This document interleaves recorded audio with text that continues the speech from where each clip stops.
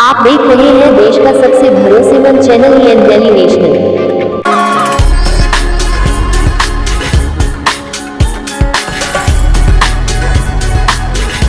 हिंदू धर्म में पितृपक्ष को विशेष महत्व दिया जाता है। हर साल पितृपक्ष भाद्रपद मास की शुक्ल पूर्णिमा से आरंभ होकर अश्विनी अमावस्या पर समाप्त होता है।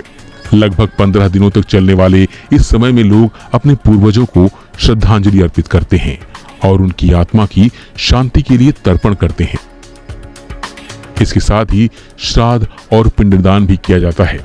इस दौरान पितरों को याद करने से परिवार पर उनका आशीर्वाद बना रहता है और सुख समृद्धि आती है।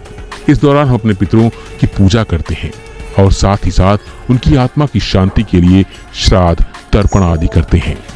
पितृपक्ष वह समय है जब हमें सात्विक जीवन जीने की सलाह दी जाती है। इस दौरान कई ऐसे कार्य होते हैं जिनको करने की मनाही होती है, जैसे इस अवधि में मांस मदिरा का सेवन नहीं करना चाहिए। साथ ही लहसुन प्याज जैसे तामसिक प्रवृत्ति की चीजों को भी नहीं खाना चाहिए। इसके साथ ही कुछ ऐसी चीजें भी हैं जिन्हें पितृपक्ष के दौरान खरीदना नहीं चाहिए। मान्यता है कि इन चीजों को खरीदने से आपके पितृ रूठ सकते हैं। पितृपक्ष में ये चीजें नहीं खरीदनी चाहिए। इस दौरान लोहा या लोहे से बना सामान नहीं खरीदना चाहिए। नए कपड़ों की खरीदारी से भी लोगों को बचना चाहिए। सोने चांदी के आभूषण भी इस अवधि में आपको नहीं खरीदने चाहिए। वाहन खरीदी से भी बचें। जमीन या मकान खरीदने से भी आपको बचना चाहिए। जूते चप्पल की खरीदारी करना भी पितृपक्ष में वर्जित है। शादी या किसी मांगलिक कार्य के सामान की खरीदारी भी इस दौरान न करें। इस दौरान आपको झाड़ू भी नहीं खरीदना चाहिए।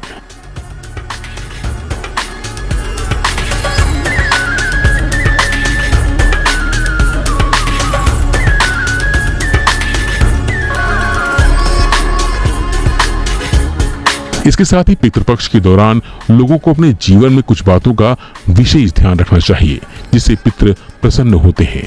जैसे कि इस दौरान विवाह, सगाई या अन्य मांगलिक कार्य आयोजन करना वर्जित है। इस समय तामसिक भोजन जैसे मांस, मछली, अंडा, प्याज और लहसुन आदि के सेवन से भी बचना चाहिए।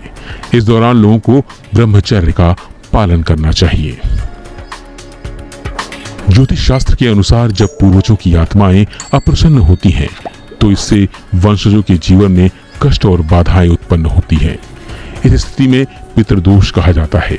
मान्यता है कि पितृपक्ष में पूर्वज धरती पर आते हैं और अपने परिवार को आशीर्वाद देते हैं। इस दौरान अगर उन्हें उचित सम्मान और श्रद्धा न मिले तो वो नाराज हो जाते हैं।